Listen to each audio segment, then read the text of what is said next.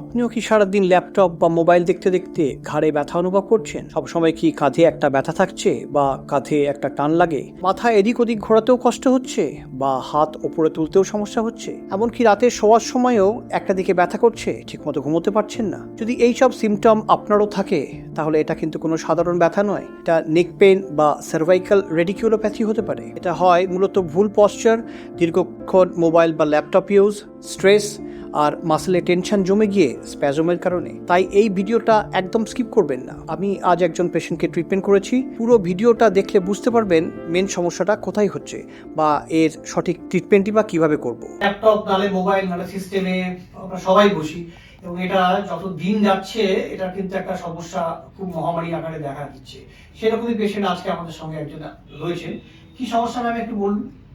সমস্যা বলতে আমার ঘাড়ে প্রচন্ড ব্যথা, আর আমার তো এখন ঘাড়ে ব্যথা থেকে ব্যথাটা আস্তে আস্তে হাতে নেমে যাচ্ছে। আচ্ছা। মানে আগে প্রথমে ঘাড়ে ছিল, আচ্ছা। দীর্ঘদিন অফিস হোম এই ল্যাপটপ ফোন মোবাইল ইউজ করে করে হুম। মানে ব্যথার পরিমাণটা খুব বেড়ে গেছে। মানে আগে ছিল ঘাড়ে ছিল, এখন ধীরে ধীরে এই হাতটা পুরোটাই ব্যথা করে, পুরোটাই। আচ্ছা আচ্ছা। তবে দেখতে পাচ্ছেন এই সমস্যা কিন্তু এখন প্রত্যেক জনের, যদি অফিসে সারাদিন ল্যাপটপ বা কম্পিউটারে বসতে হয়, যদি নাও বসতে হয়, তাদের জন্য আছে আমাদের মোবাইল ফোন।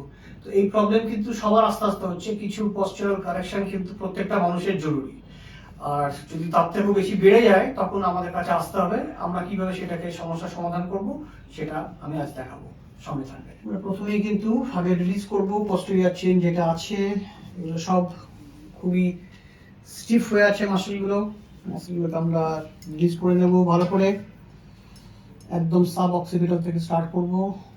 আপার ট্রাপিজিয়াস, এদিকে লিভেটার স্ক্যাপুলি, সামনের দিকে যে মাসল আছে স্টার্নোক্লেডোমাস্টয়েড থেকে শুরু করে স্ক্যালিনি, স্পিনিয়াস ক্যাপিটিস, সেমিস্পাইনালিস আমরা সব রিলিজ করব। এগুলো সমস্ত পশ্চারের চেনটাকে আমরা প্রথমে রিলিজ করে নেব। এই যে দেখছেন এটা হচ্ছে আপার ট্রাপিজিয়াস, এদিকে তার সঙ্গে সঙ্গে স্ক্যাপুলার উপরে লিভেটার স্ক্যাপুলি, স্পিনিয়াস ক্যাপিটিস, সেমিস্পাইনালিস, এদিকে রম্বয়েডস, সব সেগুলো রিলিজ করে নেব ভালো করে। আগে নেক মাসলগুলো রিলিজ করে নেবো। এক মাসলগুলো কিন্তু খুবই টাইট হয়ে আছে। একদম সাব অক্সিপিটাল থেকে আমরা স্টার্ট করব। সাব অক্সিপিটালিস, পেছনের দিকে প্যারাইটাল জোনে খুব টাইট হয়ে আছে। ফাসা, ফেসিয়া রিলিজ করে নেব। সঙ্গে সাইডে টেম্পোরালিস মাসলের একটা স্ট্রেন আছে, আমরা সেগুলোকে সব মাল্টি ডিরেকশনাল একটু স্ট্রেচ করব। রিল্যাক্স থাকুন ম্যাম, নিঃশ্বাস নেবেন সুন্দর করে, আমরা এগুলো স্ট্রেচ করে নেব। পারফেক্ট। ছেড়ে দিন, রিল্যাক্স ছাড়ুন, রিল্যাক্স ছাড়ুন, রিল্যাক্স ছাড়ুন। নিজে না আমি করব। হ্যাঁ, পারফেক্ট, ঠিক আছে। দেখলেন কিভাবে আমরা যে সার্ভাইকালের যে পেন বা সার্ভাইকাল রেডিকুলোপ্যাথি ওনার হাত দিয়ে যেটা নামে, তার ট্রিটমেন্ট আমরা কিভাবে করলাম, অস্টিওপ্যাথি রিলিজ করলাম, কারোপ্র্যাকটিক অ্যাডজাস্ট করলাম। কি ফিল করছে পেশেন্ট সেটা আমরা জানবো।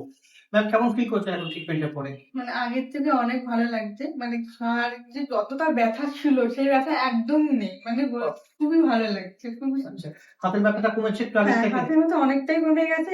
এইগুলো অনেকটাই কমে গেছে। দেখতে পাচ্ছেন অস্টিওপ্যাথি বা কারোপ্র্যাকটিকে কিন্তু ইনস্ট্যান্ট রিলিফ পাওয়া যায়। যে কোনো সার্ভাইকাল স্পন্ডিলাইসিস হোক বা যে কোনো নেক পেইন যেটা হাত দিয়ে নামছে বা কারোর নাও নামতে পারে, ওনার একটু সিভিয়ার বেশি স্টেজ গেছে বলে ওনার এতটা প্রবলেম হচ্ছে। অনেকে শুধু নেক পেইন হতে পারে। সেগুলো যে কোনো কিন্তু মাস্কুলোস্কেলেটাল প্রবলেমে অস্টিওপ্যাথি বা কাইরোপ্র্যাকটিক কিন্তু ম্যাজিকের মতো কাজ করে। ভালো থাকবেন।